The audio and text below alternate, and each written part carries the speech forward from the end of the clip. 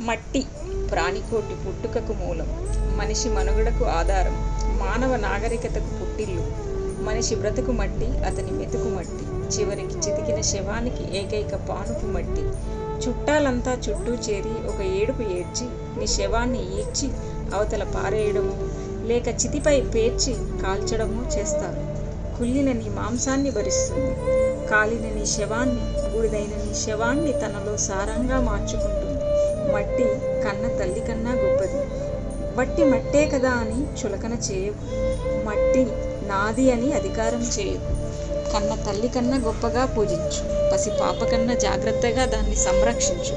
మట్టి నీ ఒక్క జీవితానికే కాదు, కోట్ల తరాలు గడిచిన మట్టి గుణం మారదు. మానవ జాతికి తన తల్లి గుణాన్ని పంచడం మానదు.